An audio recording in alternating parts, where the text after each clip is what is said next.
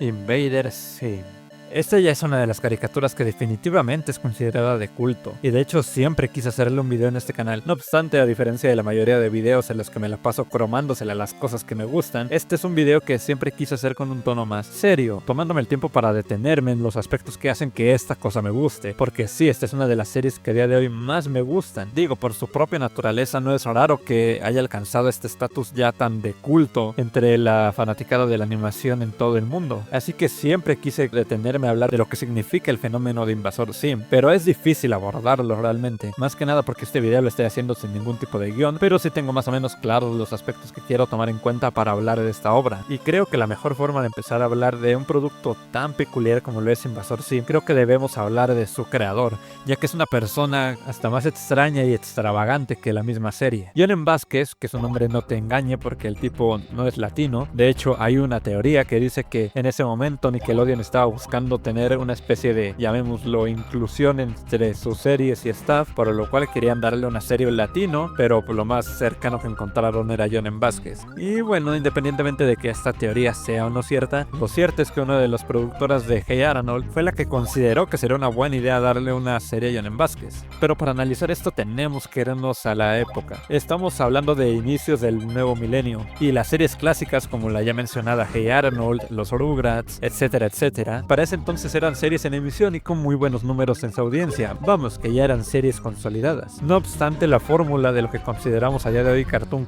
o Nicktoon clásica se estaba empezando a agotar, por lo cual era evidente que lo que Nickelodeon necesitaba para poder renovar su público y renovar su imagen eran series que crecieran junto con su público, pues los niños que crecieron a inicios de los 90 o a mediados con estas caricaturas ya empezaban a ser pubertos, si no es que directamente adolescentes. Y pues bueno, es natural que historias como CatDog se empezaran a notar algo infantiles ya para este nuevo público. Así que el paso coherente para Nickelodeon era renovarse, cambiar su imagen, hacerse por así decirlo rebelde. Pues no olvidemos que estamos hablando de los 2000, época donde toda esta moda gótica, emo, incluso algo punk, empezaba a popularizarse entre las altas esferas de la sociedad americana. Y con altas esferas no me refiero a gente rica, sino jóvenes, quizás no marginados, jóvenes con un estrato social de clase media, los cuales eran un público que toda televisora siempre quiere atacar, por el simple motivo de que es el público que más probablemente quiera comprar tu mercancía. Así que con todo esto dicho, era cuestión de tiempo para que surgiera un proyecto tan innovador como Invasor Sim,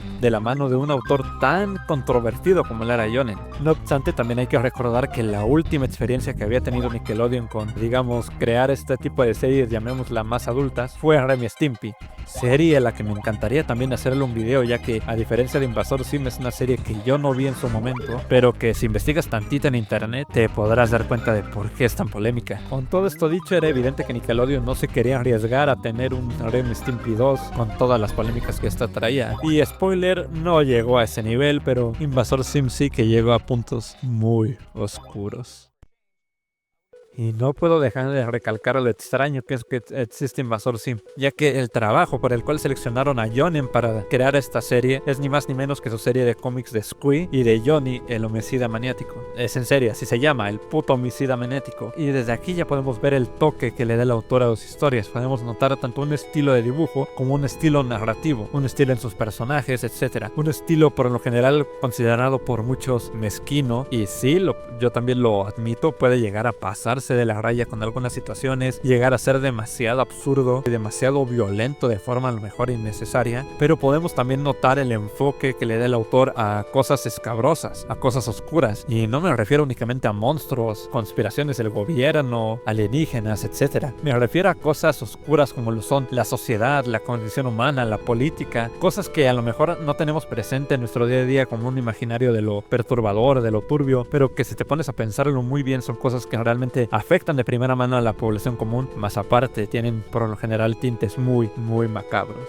Y de nuevo, Johnny el homicida maniático es a lo mejor la que lleva esto más al extremo, con una sociedad cínica, ya que a diferencia de Invasor Sim, este cómic se caracteriza por ser mucho más introspectivo. Vemos escenas cotidianas, vemos a la gente, pero siempre desde la perspectiva del protagonista. Vemos su lado más asqueroso, su lado más repugnante. Vaya que vemos lo peor de la sociedad. Vemos una especie de crítica social, pero no con un mensaje de mejora, simplemente para ponerle frente al espectador lo mal que está la sociedad. Y bueno, es bastante fácil notar que Johnny es más que nada Jhonen, creo que hasta en el nombre se nota, y es más que un comentario de cómo un homicida maniático ve la sociedad y que él orilla hacer X o Y cosa, es más que nada un comentario del mismo autor, de él cómo percibe el mundo. Así que es extrañísimo que con un autor con estas características se haya decidido darle una serie, y aún con todo esto la serie llegó a ser un éxito masivo, un éxito tan pero tan grande que de hecho llegó a competir directamente con ni más ni menos que la nueva joya de la corona de Nickelodeon, Bob Esponja. Pero esto mismo llegó a que tuviera varios conflictos con el rating de esta serie. Bob Esponja y su creador Steven Hillenburg, en paz descanse, eran prácticamente antónimos a Yonen. Steven Hillenburg era una persona juguetona, inocente, alguien que tenía una visión demasiado optimista del mundo que se reflejaba en su personaje Bob. Y pues poner a ambas series en horarios estelares o para toda la familia era, llamémoslo, poco conflictivo, por lo cual Nickelodeon decidió empezar a mover los horarios de transmisión de Invasor Sim, provocando que poco a poco fuera bajando su rating. Llegó al punto en el que era difícil ver Invasor Sim. Así que adentrándonos más de lleno en Invasor Sim, tenemos como resultado una serie creada por un autor totalmente cínico que hace comentarios de un mundo que percibe como podrido, con escenas que directamente pueden ser llamadas perturbadoras. Vamos, que uno de los primeros capítulos es el infame Cosecha Siniestra, que si sabes un poquito de lo que es Invasor Sim, sabrás la importancia y la infamia que llegó a tener este capítulo.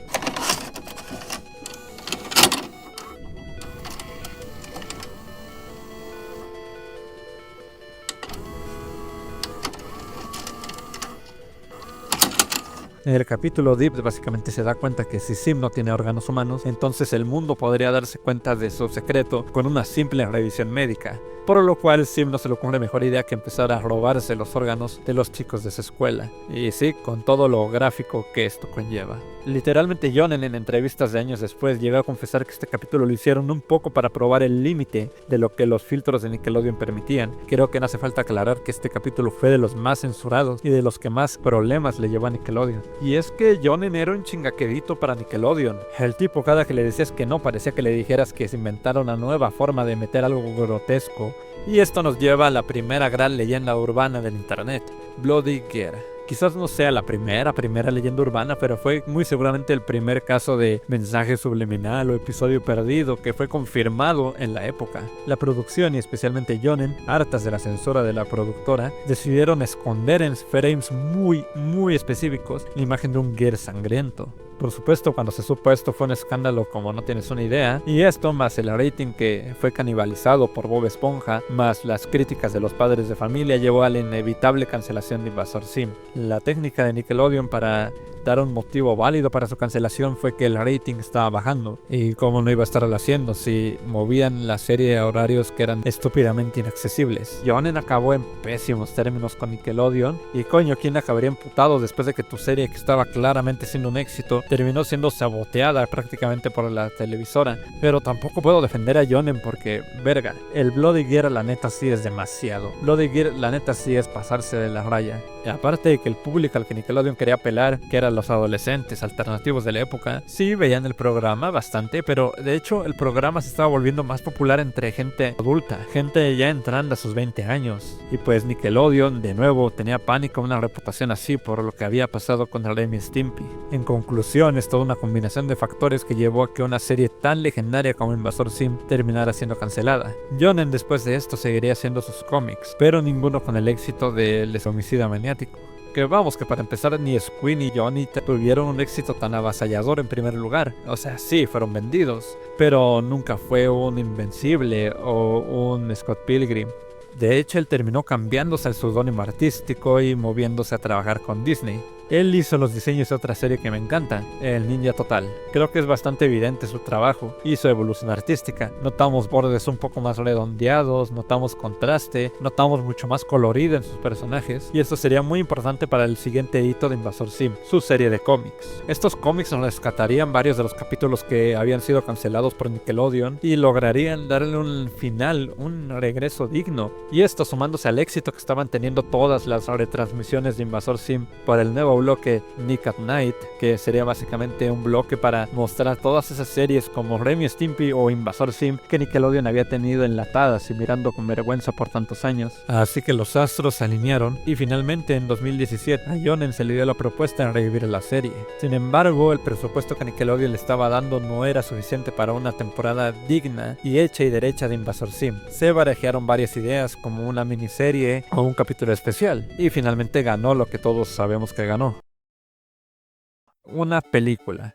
Y es aquí, gente, donde yo definitivamente me volví fan de Invasor Sim. Porque sí, ya había visto la serie, ya conocía su estatus de culto y vaya que me agradaba bastante. Pero fue esta película que yo llegué a ver en Netflix justo cuando se estrenó, que fue lo que hizo que dijera, ok, esta serie definitivamente está entre las grandes series. Su humor, su colorido y la maduración que Yonen tuvo como autor fueron todo lo que esta serie quizá tuvo que ser. Vamos, que no tiene tantos mensajes ácidos, ni duros, ni tantos chistes negros, pero su absurdo es un absurdo bueno, es un buen absurdo. No es un humor random y simplemente de mal gusto como Pickle Manny, sino más bien es un humor más cercano, me atrevería a decir, a Smiling Friends. A ese punto te lo digo. Así me terminaría adentrando a este hermoso fandom de lo que sería Invasor Sim. Y espero que con todo lo que hayas visto de este video, tú también le des una oportunidad a esta serie. Porque no solo cosecharía fans, cosecharía creadores. Muchos de los creadores de cosas como Hazbin Hotel, Hora de Aventura, Gumball, se inspiraron en Invasor Sim. Este pequeño alienígena morado fue quien abrió la puerta a que la animación se volviera lo que es a día de hoy. Vamos, que sin Invasor Sim no tendríamos cosas como Hora de Aventura, no tendríamos Gravity Falls definitivamente, y en general la animación sería muy diferente. Con una temporada y media logró lo que muchas series no logran en años de emisión. Logró quedarse, porque si le preguntas a todo el mundo a día de hoy, y sobre todo a los jóvenes, a las personas que a lo mejor no llegaron a ver la época de Invasor Sim, ¿qué serie de esta época de Nickelodeon nos recuerdan? Seguramente te dirán evidentemente Bob Esponja, Invasor Sim, tal vez Hey Arnold, pero vamos, que nadie te va a decir Soy la Comadreja o Capitán Flamenco. El gran mérito de Invasor Sim fue que se arriesgó, fue que quiso justamente tentar a los límites de lo que estaba permitido por Nickelodeon. Por supuesto, esto llevó a cosas obscenas, cosas grotescas, pero también llegó a ver que estaba permitido por parte de la televisora en otras cosas. Llegó a experimentar cómo es que la televisora veía series semiepisódicas, qué es lo que se permitía y qué no en la estructura y desarrollo de guiones o ideas para los capítulos. Así que si hubo una serie que cambió el paradigma de la animación, sería definitivamente Invasor Sim, la cual considero que tuvo una historia de éxito y que se fue como los grandes. Y yo estoy más que feliz que el último producto que veamos de Sim sea su película. Si en algún futuro llegan a anunciar una nueva miniserie o algo así, ahí sí podría preocuparme, ya que no sé si Sim se sigue adaptando al mundo moderno. Sabemos que sus compañeros como Rocco o el mismo Arnold no lograron adaptarse al mercado actual ni a lo que la gente quiere ver en una serie animada. Sim lo logró porque Sim era un producto de por sí adelantado a su época. No obstante, desde 2019, que fue cuando se estrenó la película, hasta el día de hoy sí ha llovido. Sí han pasado sus años y pues no dudo que Yonen sea una persona con un talento muy grande, pero también siento que las cosas deben saber morir. Así que nada, espero que este video te haya gustado y que de nuevo le des una oportunidad a esta gran serie. Y sin más que decir, recuerda que los dinosaurios la pasaron mucho peor y que los Sirken ya vienen. Un saludo y eso es todo.